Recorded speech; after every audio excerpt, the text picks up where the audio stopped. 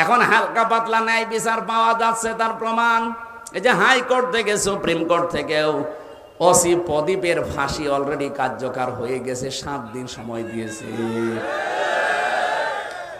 এই শয়তানটা আমার সাথে ছিল ছেলে, আমি আর ও পাশাপাশি বসতাম জেলের ভেতরে। মাঝে মাঝে আমারে বলতো, হুজুর আমার কোনো দোষ নেই। কোনো দোষ নেই? 204 জন মেরেছেন আপনি, না কোনো দোষ নেই মানে? ক্রস ফায়ারের নাম দিয়ে আপনি বিনা কারণে জামাত আর শিবিরের আর বিএনপির লোক মিলে 204 জন আপনি নিজে মেরেছেন। আপনাকে তো 204 বার ফাঁসি দিলে অন্তত আমার কার ঝাল মেটবে না, আর আপনি আমার পাশেই বসেছেন। দূরে বসেন। এখন হালকা কিছু ন্যায় বিচার পাওয়া যাচ্ছে, যেমন তারেক জিয়াকে সাজা থেকে মুক্তি দিয়ে দিয়েছে, ডাক্তার জোবাইদা রহমানকে খালাস দিয়ে দিয়েছে, বেগম জিয়াকে খালাস দিয়ে দিয়েছে। আমরা চাই ন্যায় বিচার যেহেতু এখন চলছে, 27 তারিখে এটিএম আজহারকেও মুক্তি দেওয়া হোক। এটা চান কারা কারা দেখি? লিল্লাহে তাকবীর।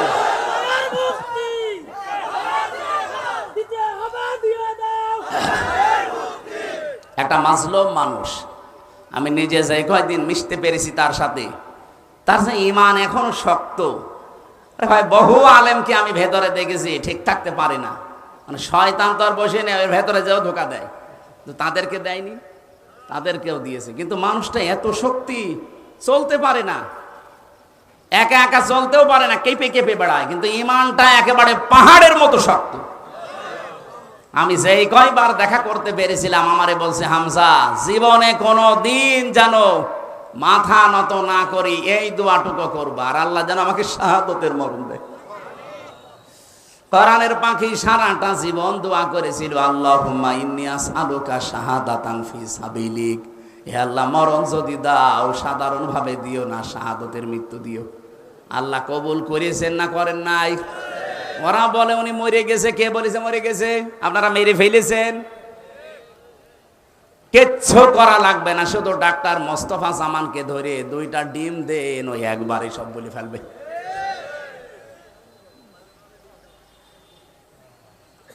রিমান্ডে যে কষ্ট আমাদেরকে দিয়েছিল, তার 100 ভাগের 1 ভাগ যদি এই মানুষগুলোকে দেন, আল্লাহর কসমে মানুষগুলো সব সত্য বেরিয়ে দেবে। আমার মাথার চুল থেকে পায়ের তালু পর্যন্ত 1 ইঞ্চি জায়গা বাকি নেই যেখানে টর্চার করে নাই। আমি যে চেয়ারে বসতে পারি না, খালি তো গদি আছে বলে বসে আছি, যদি কাঠ হয়তো আমি 10 মিনিট পরে আমার ব্যথা শুরু হয়ে যেত। এমন এমন জায়গায় টর্চার করেছিল যেটা বউকে ছাড়া কাউকে দেখানো যায় না।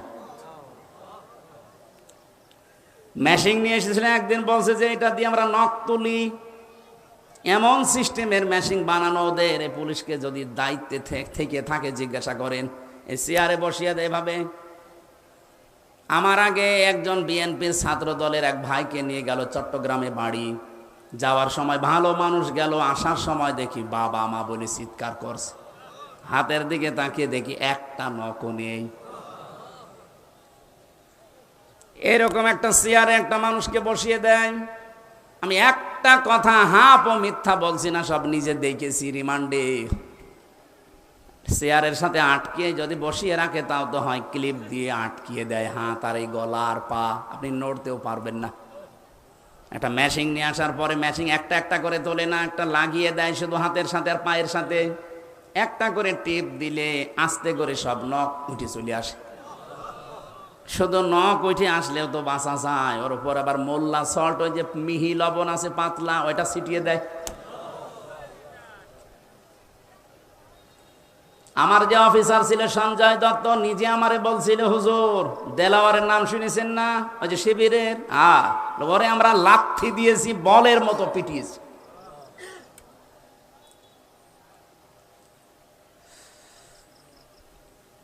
দাড়িপাল্লার প্রতীক শুধু আমরা দেখতে পাচ্ছি, কিন্তু ন্যায় বিচার আজও পাইনি। আমার মন ডেকে বলে, এবার যদি সত্যিই দাড়িপাল্লা আমরা দেখতে পাই, আমরা চাচ্ছি যারা দায়িত্বে আছে, ন্যায়ের এই পথিক, এই দাড়িপাল্লা এবং নিবন্ধন ফেরত দেওয়া লাগবে। এত মানুষ জীবন দিয়েও যদি বৈষম্যের শিকার হয়ে থাকা লাগে, তা আবার কি আগস্টের 5 তারিখ আসলে আপনারা কিছু নেবেন? ভার সহ্য করতে পারবেন না? আগস্টের 5 তারিখ আসার আগে যেন দেশটা স্বৈরাচার মুক্ত যেমন হয়েছে, বৈষম্য পুরা মুক্ত হয়ে যায়। যারা উল্টা পাল্টা কথা বলেন বিভিন্ন জায়গা থেকে মাল পানি খেয়ে, তারা একটু থামেন। আমরা জানি দেশের মানুষ এখন আর পাগল নেই, আগস্টের 5 তারিখের আগে নেই। হাঁ করলে আমরা বুঝে ফেলি হয় হালসা নাই হাসাদা। এক কথা বলেন না কেন? আপনি বাঙালিকে আর কতদিন হাইকোর্ট দেখাবেন? সবই যখন হয়ে যাচ্ছে, আমরা চাই আগামীতে এই ন্যায় বিচারটাও যেন এদেশে কায়েম হয়। এই জন্য আল্লাহর আইন শুধু হলে হবে না, আল্লাহর আইন পালন করার জন্য সৎ লোক লাগবে। ডাক্তার সুলতান আহমেদের মতো মানুষ সামনে 300 নির্বাচিত হবে। এর ভেতরে 151 জন যদি এমন তৈরি হয় যারা কোরআন বুকে নিয়ে সংসদে যেতে পারবে। এক কথা বলে না কেন? 151 জন সুলতান সাহেব যদি যায় সংসদে, প্রথম অধিবেশনে যদি বলে মাননীয় স্পিকার আমরা নামাজের বিল চাই, আমরা যাকাত ভিত্তিক অর্থনীতি চাই, উনি যদি বলে হাত তোলেন কারা চান, 300 এমপির ভেতরে যদি 151 জন সুলতানের মতো মানুষ হাত তোলে, ওই দিনই বিলটা কায়েম হয়ে যাবে। পরের দিন 18 কোটি মানুষ এই দেশে নামাজ পড়তে বাধ্য। বলেন, আপনি ভোট দিয়েছিলেন সুলতান সাহেবকে একটা, আর মানুষ নামাজ পড়ছে কত? প্রতিদিন আপনি 18 কোটি মানুষের নামাজ পড়ার সওয়াব একা একা পেয়ে যাবেন। তাহলে এটা আপনার কাছে রাজনীতি মনে হয়, দুনিয়ার কাজ মনে হয় কি করে? আপনাকে দিলে মনে হয় ভোট, আর ওনাকে দিলে মনে হয় ধর্মের নামে রাজনীতি। ভণ্ডামি করার জায়গা পান না? এরকম কিছু পাগল দেশে আছে না? তাদের কথা এইটা যে আপনারা ইসলাম নিয়ে রাজনীতি করেন। তো ইসলাম নিয়ে রাজনীতি না করলে যেটা করবেন ওটা হবে দুর্নীতি। এটা 55 বছরে প্রমাণ হয়নি? যারা ইসলামের বাইরে রাজনীতি করেছে তারা দুর্নীতি করেছে, যারা ইসলাম দিয়ে রাজনীতি করেছে তাদের রাজনীতি জীবন কত স্বচ্ছ। মাওলানা মতিয়ার রহমান নিজামী হাফিজা কি রহমতুল্লাহ আলাই, আমার কুষ্টিয়ার নিজে সাক্ষী আমি, যে চিনির মিল আছে, যে আখ সেন্টারের মিল নেই, ওটা স্বাধীনতার পর থেকে আজ পর্যন্ত কোনোদিন লাভের মুখ চোখে দেখে নাই। শুধু একবার লাভ হয়েছিল, যেইবার মাওলানা নিজামী সাহেব মন্ত্রী ছিলেন, ওই একবার। কেন বার এই 54 বছরে হয় না কেন? তার মানে দুর্নীতি হয়। কথা বলুন। এমনকি চুয়াডাঙ্গার দর্শনা যে কেরুজ মিল, চিনির মিল, এই 54 বছরে কোনোদিন লাভ হয়নি। একবার শুধু তারা লাভের মুখ চোখে দেখেছিল, যেইবার শিল্পমন্ত্রী ছিল মাওলানা নিজামী। আমি নিজে ওই সময় তখন ওখানে পড়তাম দর্শনা মাদ্রাসায়। আমার নিজের চোখে দেখা, শুনলাম যে মানুষটা সৎ হলে যে কি হয়, নিজে চোখে দেখেছি। মাওলানা নিজামী যাকে পাঠিয়েছেন, এরকম একটা ছোটখাটো মানুষকে, ছোট্ট মানুষকে পাঠিয়ে দিয়েছে, উনি এমডি। উনি রাত 3টার সময় এসে পৌঁছিয়েছে, কাউকে কিছু বলে নাই। সকাল 10টা থেকে যেহেতু ডিউটি শুরু হবে, মেন গেটে যাবার পরে দারোয়ানকে পরিচয়ও না দিয়ে চুরি করে একেবারে গোপনে এসেছে। দারোয়ানকে বলছে যে ভাই আপনার পোশাক আশাকগুলো আমারে দেন, আপনি বাড়ির কাজ করে আসেন। বলা এটা করলে আমার চাকরি থাকবে? বলে চাকরি থাকে না, না থাকে আমি দেখবো। গোপন কথা কিছু না বলে পোশাকটা নিয়ে বলছে আপনি ভেতরে থাকেন, এই রুমের ভেতরে আমি দাঁড়িয়ে থাকবো এই গেটের সামনে। গেটের সামনে দিয়ে একটা একটা করে আসে, গাড়ি ঢুকিয়ে দেয়, জিজ্ঞাসা করে ঠিক আছে, হ্যাঁ ঠিক আছে। 10টার সময় অফিস একজন এসেছে, 11টা 40-এ। ওই সময় উনি গেট বলছে না, খোলা যাবে না। এই গেট খোলা যাবে না, দারোয়ানের এত ক্ষমতা। আমি এই পুরো প্রতিষ্ঠানের 3 নাম্বার দায়িত্বে আছি, এত বড় একজন মানুষ আমার ঢুকতে দেবেন না? না স্যার, আপনাকে আজকে ঢুকতে দেওয়া যাবে না, কারণ সময় এখন 11টা 40 বাজে, আর আপনার 10টায় আসার কথা। সময়ের জ্ঞান তোমার কাছে শেখা লাগবে। তুই তো কারি করেছে, গালি মন্দ দিয়েছে, রাগ হয়ে গেছে, তো ঢুকতে দেয় না। তখন আর কি করবে, বাধ্য হয়ে শেষে বাবা মা তুলে গালি দেবে এমন পর্যায়ে বলছে ঠিক আছে স্যার আপনি যান। দারোয়ানকে বলছে বেটা এবার তোর পোশাক আশাক নিয়ে তুই দায়িত্বে থাক। চলে গেছে ওনার অফিসে, যে ডাক দিয়েছে যে ওই লোকটাকে ডাক দেয়, ওই অফিসারকে। এসে দেখছে যে তাকে আমি দারোয়ান বলে এতক্ষণ গালিগালাজ করে আসলাম, সেই লোক এখন এমডির চেয়ারে। গত রাত 3টায় এসে পৌঁছিয়েছে, গোপনে কেউ জানে না। পৌঁছিয়ে শেষ, ওনারে বলছে আপনি বসবেন না, দাঁড়ান। আপনার মুখে যে আধা হাত দাঁড়িয়ে দাঁড়িয়ে আপনার জন্য না, কারণ এই দাঁড়িয়ে যিনি রেখেছিলেন তিনি জীবনে কোনোদিন কাজে ফাঁকি দেননি। কথা বলছেন? আপনি এত বড় জব্বা গায়ে দিয়ে এসেছেন, এই জব্বা আপনার জন্য না, কারণ এই জব্বা যিনি গায়ে দিতেন মুহাম্মদ রাসূলুল্লাহ কোনোদিন এরকম কাজে ফাঁকি দেননি। আপনি আমার শুধু পোশাক আশাক দেখে খারাপ ধারণা করেন, আমার সাইজ ছোট এই জন্য রাগ হয়।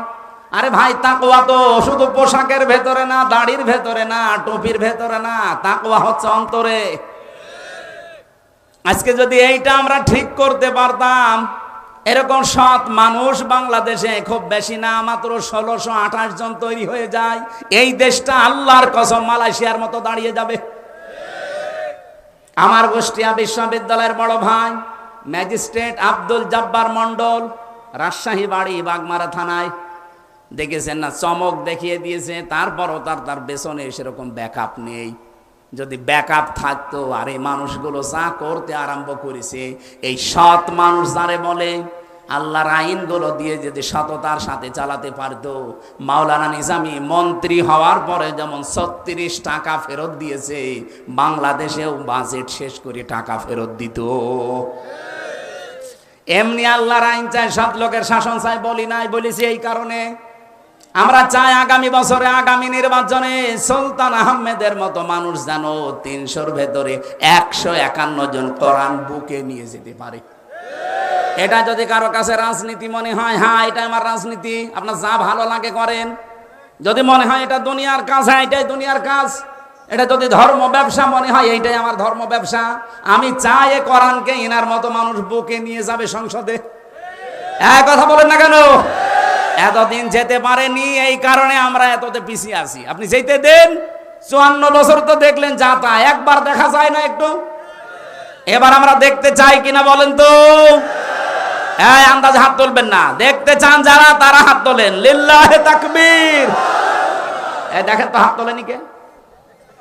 দেখেন না, এখন অনেকে হাত তোলেনি, আমি দেখতে পাচ্ছি। ঠিক আছে, আপনার তোলা লাগবে না, আপনি 54 বছরে ফিরে যান, যান।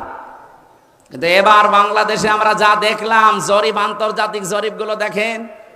আগস্টের 5 তারিখের আগে এই দেশে মাত্র 100 জনের 15 জন মানুষ বলতো যে আমরা এই দেশে রাষ্ট্রীয়ভাবে ইসলাম চাই। তার ভেতরে সুলতান সাহেব একজন, মাত্র 15 জন। জিজ্ঞাসা করে দেখেন ওনারে, উনি রাষ্ট্রীয়ভাবে ইসলাম চাই কিনা। কিন্তু এখন এই যে মে মাসের, আজকে চলছে 17 তারিখ, মে মাসের 11 তারিখের রিপোর্ট বলছি, এটা আমি নিজে বানিয়েছি, মাইক্রোসফট বানিয়েছে, খ্রিস্টানরা বানিয়েছে, তামাম দুনিয়ার 257টা দেশ। এই বাংলাদেশের রিপোর্ট হচ্ছে, এখন এই দেশে 100 জনের 77 জন মানুষ বলছে আমরা রাষ্ট্রীয়ভাবে ইসলাম চাই। কারণ মানুষ এখন বুঝে ফেলেছে, গোবিন্দ পরামানিকের মতো হিন্দু ওই বেটা বলছে যে ইসলাম যদি এই দেশে কায়েম থাকে, তাহলে আমরা অন্য জাতির মানুষেরা সবচাইতে বেশি নিরাপদে থাকতে পারবো। এমনি বলছে না, বাস্তবতা বুঝে বলছে। আমরা এটা চাই না, বলেন তো? এই জন্য ন্যায় ইনসাফের পথিক, এই দাঁড়িপাল্লা, এই নিবন্ধন অবৈধভাবে যারা আটক করে রেখেছিলেন, হাইকোর্ট পর্যন্ত এ কথা বলছে যে পৃথিবীতে এই প্রথম নিদর্শন, 8ম নিদর্শন, এটা 9ম নিদর্শন দুনিয়ায়, যে কোর্টের দ্বারা কারো নিবন্ধন, কারো প্রতীক বাতিল হয়। এ পৃথিবীতে কোনো জায়গায় আমরা শুনিও নি, দেখিও নি। তাহলে কি অবিচার চলেছে আপনি বলেন? এই বৈষম্য আর থাকতে দেওয়া যাবে? আগামীতে চাই এগুলো ফেরত দিয়ে দেন। জনগণ যারে চাইবে সে যাবে, জোর করে গেলে যে টিকে থাকা যায় না। যারা 41 সাল টার্গেট দিয়েছিল, গেছে? বলেন বলেন না, টার্গেট দিলে সব হয় না। আল্লাহর আইন লাগবে এবং সৎ মানুষের শাসন এই জমিনে আমরা যদি দেখতে চাই, আল্লাহ রাব্বুল আলামিন চর্ম চোখে তুমি এটা দেখার তৌফিক দিও যে দেশটা অন্তত তোমার কালাম দিয়ে চলছে। আপনি মিনি জান্নাত হয়ে গেছে দেখতে পাবেন। আমি চলে গিয়েছিলাম অন্য লাইনে, যে কথা বলতে চাচ্ছিলাম, প্রথম আমি আরম্ভ করেছিলাম এই কথা নিয়ে যে পৃথিবীতে আপনি 3টা জায়গায় সম্পদ খরচ করলে জবাব দেওয়া লাগে না। তার ভেতরে 1 নম্বরে কোরআন প্রচারে, কোরআন প্রসারে, কোরআন শিক্ষায় আর কোরআন কায়েমে। আজকে থেকে জীবনে সিদ্ধান্ত নিয়ে নেবেন যে যতদিন আছি আমার সব কিছু ব্যয় হবে কোরআন প্রচারে, কোরআন প্রসারে, কোরআন কায়েমে। আল্লাহ আমাদেরকে কবুল করেন, বলেন আমিন। নবীজি বলেন কোরআন প্রচারে, কোরআন প্রসারে, কোরআন শিক্ষায়, কোরআন কায়েমে, এই 4 জায়গায় যারা দুনিয়ায় সম্পদ এবং সময় ব্যয় করে কিয়ামতে তার জবাব আল্লাহ নেবেন না। শব্দ বললাম কয়টা? 4টা। বলেন বলেন। শুধু কোরআন শিক্ষাই না, শুধু কোরআন বোঝার জন্য না, কোরআন প্রচারের জন্য না, এটা কায়েম করার জন্য আপনাকে চেষ্টা করা লাগবে। সূরা বাকারা 1 নাম্বার পারা 18 নাম্বার পৃষ্ঠার 4 নাম্বার লাইনের 121 নাম্বার আয়াতের প্রথম অংশে আছে আল্লাযীনা আতাইনাহুমুল কিতাবা ইয়াতলুনাহু হাক্কা তিলাওয়াতি। রব্বুল আলামিন বলেন দুনিয়ায় যাদেরকে আমি কিতাব দিয়েছি এই মানুষগুলো আমার এই কোরআন হক আদায় করে তেলাওয়াত করে। কি করে? শব্দটা যেহেতু তেলাওয়াত, এই শব্দ নিয়ে আমি চিন্তা ভাবনা করেছিলাম। পড়া কোরআন শরীফের ভেতরে আমি 3টা শব্দ পেয়েছি কোরআন পড়ার ব্যাপারে, করাআ, রতালা আর তালাওয়া। কয়েকদিন আগে আমি মালয়েশিয়া একটা অনুষ্ঠানে ছিলাম, ডক্টর জাকির নায়েক হাফিজাহুল্লাহ, ওনার 13 খণ্ড লেকচার আমি বাংলাদেশ থেকে থাকাকালীন পড়েছিলাম। এর ভেতরে একটা লেকচারে 7 নাম্বার খণ্ডের 12 নাম্বার পৃষ্ঠা উনি এই হাক্কা তিলাওয়াতের ব্যাখ্যা লিখেছেন, প্রায় 12-13 পৃষ্ঠা লিখেছেন। আমি যেহেতু যেটা পড়ি ওইটা নোট করে রাখি আগে, গুরুত্বপূর্ণ মনে হলে। হাক্কা তিলাওয়াতি ওখানে 4টা বিষয় নিয়ে এসেছে। চিন্তা করলাম এই বিষয়টা থাক, যেহেতু সামনে দুবাই, মালয়েশিয়া, সিঙ্গাপুর, থাইল্যান্ড এই সমস্ত দেশে যাওয়া লাগে, আল্লাহর বান্দাকে দেখা হলে কিছু কথা এখান থেকে আমি জিজ্ঞাসা করব। তো ওনারা জিজ্ঞাসা করলাম, ওস্তাজ আপনি যে এগুলো লিখলেন এর উৎস কোথায়? মানে প্রথম ওনার ওস্তাদের নাম বললেন আহমেদ দিদার। নাম শোনেন? পৃথিবীতে যদি 100 জন স্কলার থাকে তার ভেতরে উনি একজন। মানে উনি কোথায় পেয়েছেন? সিরিয়াল হিসাবে কিছু মানুষের নাম বলতে বলতে ইমাম আবু হানিফা রহমতুল্লাহ আলাইহি পর্যন্ত চলে গেছে। তার মানে ইমাম আবু হানিফা তো আর মানে বানিয়ে বলেনি, সে সাহাবীকে দেখেছে। 4 জন সাহাবীর সাথে তার সাক্ষাৎ হয়েছিল, তিনি সাহাবীদের কাছ থেকে শুনেছিলেন। আর সাহাবীরা যদি ব্যাখ্যা করে কার কাছে? রাসূলুল্লাহর কাছে। ওনারা রাসূল থেকে না শুনে আন্দাজে ব্যাখ্যা করেছে? বলেন বলেন।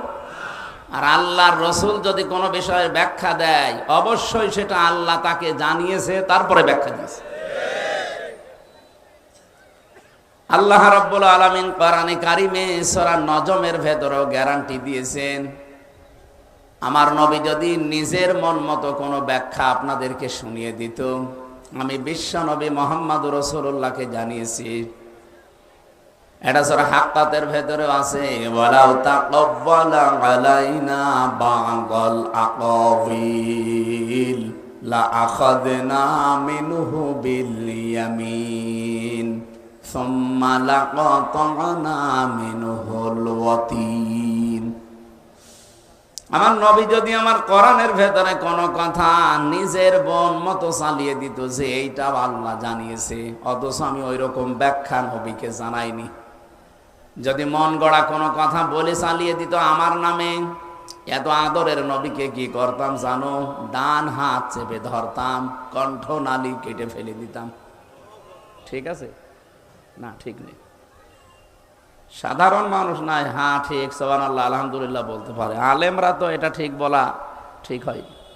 আপনারা একটু খেয়াল করে শুনবেন না, আমি বাংলা অর্থটা ভুল বললাম আর আপনি বলছেন ঠিক আছে, এটা কথা হইল। তাহলে এখন থেকে আমি যা ভুল বলবো ঠিক বলবো সবই তো সুবহানাল্লাহ বলবেন না, দোষ ওনাদেরও না। আমরা সিলেবাস ভুক্ত আলেম যারা এই দেশে আছি, সে দাওরা পাস বলেন, কামেল পাস বলেন, অনার্স মাস্টার্স করা যারা, চিন্তাশীল যারা না, গবেষক যারা না, কোনো আয়াত থেকে তথ্য বের করার যোগ্যতা যাদের নেই, এ মানুষগুলো আমি হলেও বলতাম সুবহানাল্লাহ। এই জন্য আলেমদেরকে একটু খেয়াল করে শোনা লাগবে। আপনি সাধারণ মানুষ না যে আপনিও সুবহানাল্লাহ বলবেন, আলহামদুলিল্লাহ বলবেন, নাউজুবিল্লাহ না। কোরআনের এখানে কথা ছিল লা আখাযনা মিনহু বিল ইয়ামিন। বা শব্দের প্রায় 19টা অর্থ পাওয়া যায়। আপনি আরবি গ্রামারে দেখবেন বার 19টা অর্থ দেওয়া আছে। বা মানে দিয়ে, দ্বারা, কর্তৃক, এরকম একটা একটা করে আপনি মিলান তো। আপনি যে বললেন আল্লাহ পাক আপনার ডান হাত চেপে ধরতো, কণ্ঠ নালী কেটে ফেলে দিত, বা দিয়ে তো মিলছে না। এখানে আল্লাহ পাক নবীর হাত ধরতেন এ কথা আমি পাইনি। যদিও এখন যেগুলো তাফসির লেখা হচ্ছে এখানে চিন্তা ভাবনা করে আসছে, আগের তাফসির গুলো আমি নিজেও পড়ে দেখেছি না, ওর বাংলা অর্থের সাথে আরবিটা মিলছে না। লা আখাযনা লামে তাকিদ না, এটা জমা মুতাকাল্লিম। আল্লাহ বলেন অবশ্যই আমি নিজে।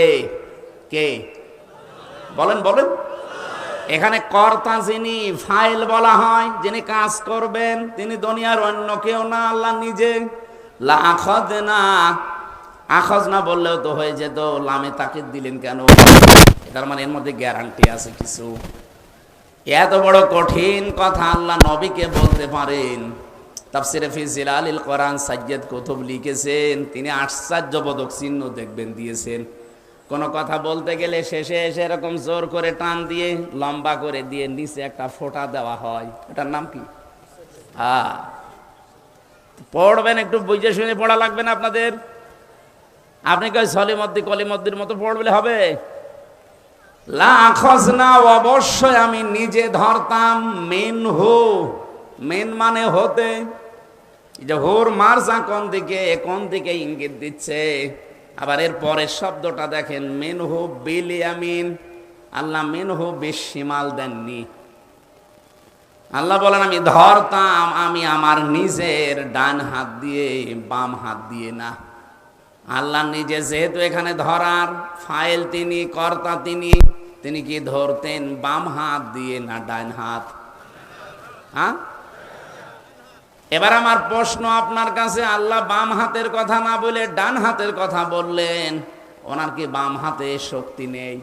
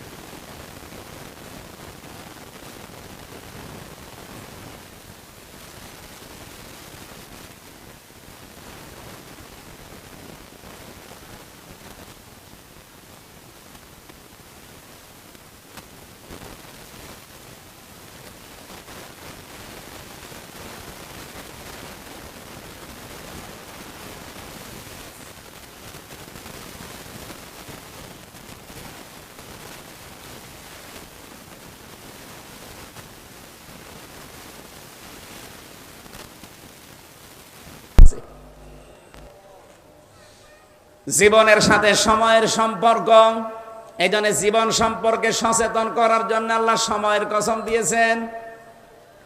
কোরআন আমি এইভাবেই পড়তে পড়তে শেষ করেছি। আর এই 3 বছর জেলখানায় তো আমি আরো চিন্তা ভাবনা করে পড়তাম, কোন আয়াত পেলে একেবারে ওর সারমর্ম কি বের করা যায় এই চিন্তায় লিখে থাকতাম। 24 ঘন্টা যেহেতু তালা লাগানো, এমনকি সিসি ক্যামেরা দেওয়া ছিল আমার দিকে, আমার সাথে কেউ ভয়ে কথাও বলতো না। এখানে কথা বললে উপরে খবর হয়ে যেত যে মামুনুল হক আর আমির হামজার সাথে অনেকে লাইন করছে, এই জন্য ভয়তে আমাদের সাথে কেউ কথাও বলতো না। সময়টা যেহেতু কাজে লাগানো লাগবে, আর কবে বের হব কিনা তাও তো জানতাম না। মাঝে মাঝে মনে হয় জেল থেকে লাশ হয়ে চলে যাওয়া লাগবে, কারণ বহু মানুষ আমার সামনে দিয়ে এভাবে বের হয়ে চলে গেছে। সারা দিন সারা রাত একটাই খালি চিন্তায় থাকতাম, দেখি কোনো নতুন তথ্য এখান থেকে নিয়ে আসা যায় কিনা। মাঝে মাঝে কারারক্ষী যেটাই পড়তো অধিকাংশ সব হিন্দু, সুব্রত বালা, দেবদুলাল, আশিক কুমার, নয়ন ঘোষ, নাম শুনে বোঝা যাচ্ছে আল্লাহর ওলি। ওর কাছে তারা আলেম জালেম নেই। মাঝে মাঝে ওই দূর থেকে ইশারা দিয়ে বলতাম যে সব সময় তো তালা লাগিয়ে রাখেন এতটুকু একটা ঘরে, এদিকে 3.5 হাত, এদিকে 2.5 হাত, কবরের মতোই প্রায়। 24 ঘন্টা এভাবে একটা মানুষ যোগাযোগ বিচ্ছিন্ন করে দিয়েছেন আপনারা। 3 বছর আমি পারিবারিক কারো কাছে কথা বলতে পারি নাই দুনিয়ায়, এরকম কঠিন অবস্থায় কবরের ভেতরেই প্রায় কারাগারে।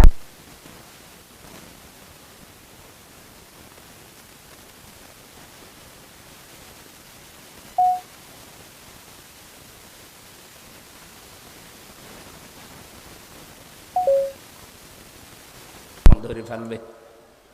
একটা কাজ করেন, আপনি আমার একটা বই এনে দেন, একটু পড়ি। আল্লাহর ওলি বই নিয়ে এসেছে, বঙ্গবন্ধুর আত্মজীবনী। বই পড়ি করব না, এর ভেতরে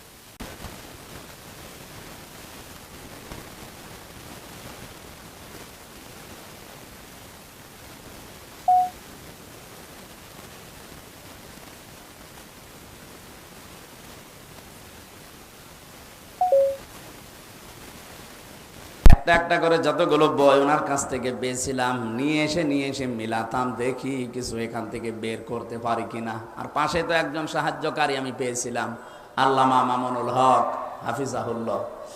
আল্লাহরে বান্দার বহু শ্রম আমার প্রতি আছে, আমি ঋণী তার কাছে। আল্লাহ যেন তাকে সর্বোচ্চ